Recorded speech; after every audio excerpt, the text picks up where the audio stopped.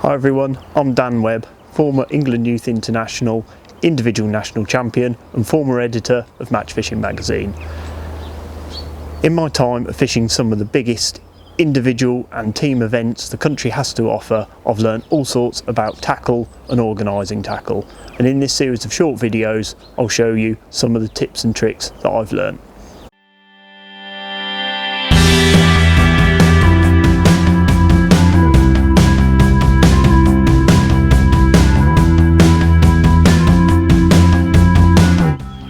My current pole bag is this Browning Zeiton model, which, as you can see by the looks of it, it's not one that I've had very long because it is spotlessly clean.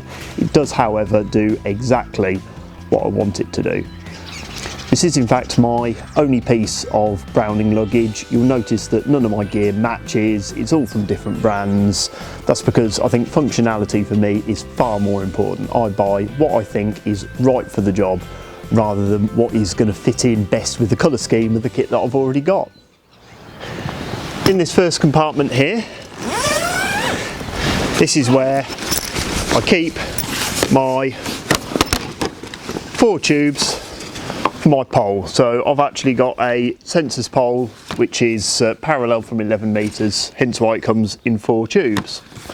Tube number 1, we have my full 11 metre pole with the cupping kit inside, so that's nice and neatly stored away. My 2 extensions. Now, a great way of storing all your 4th and 5th sections is to actually keep all of those inside my extensions to save on space. By collapsing them all inside each other, you can actually fit 3 5th sections and 3 4th sections inside each one of those, so 6 of each plus the ones in the pole. That's 7 full top 5s. I think that's enough for any venue, and that is all just in the first 3 tubes. Final tube,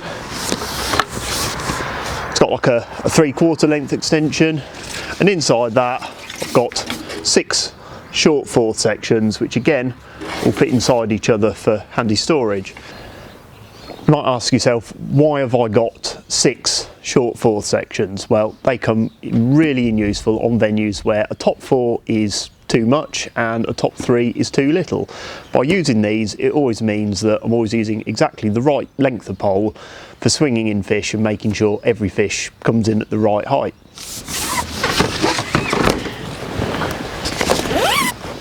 In the second compartment, I've got a Guru top kit case and my landing net pole loose. So first thing, as soon as I get to the bank, these are the first things out. Landing net pole set up and top kit case out, where it's laid on the bank, unzipped, everything easy to get at. Now, this is quite an expensive way of carrying your top kits. You could of course just keep them in tubes. However, I find that by keeping all your top kits in a case like this, it takes up less space than 3 tubes. It's also lighter, and it also means you can get it out of your hold or lay it out, and you can find exactly the top kits that you're after rather than wrestling them in and out of tubes all the time. It just makes things, just that little bit easier.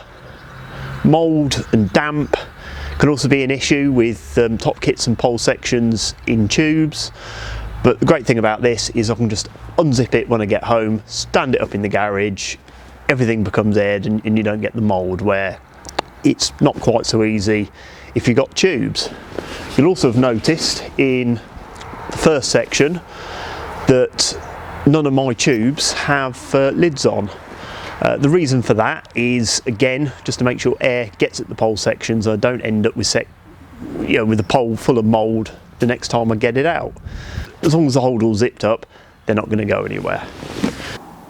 It's also worth mentioning at this point, another great benefit of the Guru top kit case is it means that I'm only carrying with me the top kits that I need. I can fit around 20 to 25 top kits there. I don't have to carry my full collection of getting on for 50 top kits, where I know that sounds absolutely ridiculous, but literally I fish every kind of venue going, commercials, natural waters, big deep waters, little narrow canals. I do have that kind of collection. I'm not going to carry them all with me. I just select the ones I need, put them in the case, they're ready to go. All my spare top kits, they're all kept in these large 3-inch tubes, all labelled up so I know what's in them and I can just keep everything really well organised.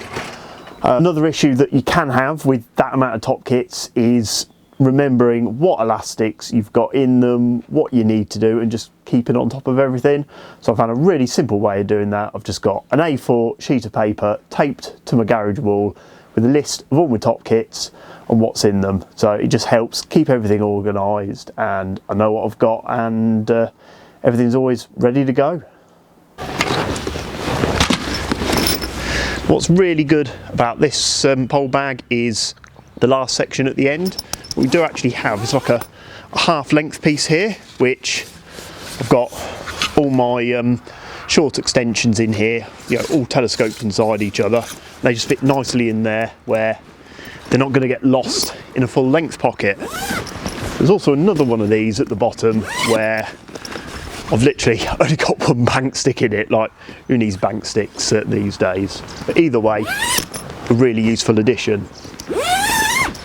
The final section of this Holdall is actually on the other side, and because that's the side that ends up mostly laid down in the mud, I just keep spares in there. So in there I've just got a spare landing net pole, a little tube with just a few little specialist top kits that are out the way, and I've also got a spare 11 metres in a specially adapted tube. Do you like that? Bit of DIY. Spare 11 metres of pole with a cupping kit inside. Now it's quite an expensive luxury to have a spare pole, but if you're fishing a big match or a festival or something like that, the last thing you want to do is break a section, and that ruins your entire week. So I do actually have the full spare pole plus the cupping kit. Anything breaks, I can just flip my bag over and it's in there, ready to go.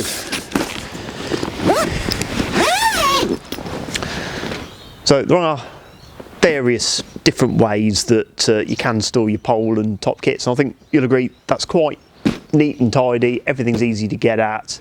I haven't got tubes all over the place, and hopefully, yeah, by having a similar system in place, you can make your time on the bank just that little bit more efficient.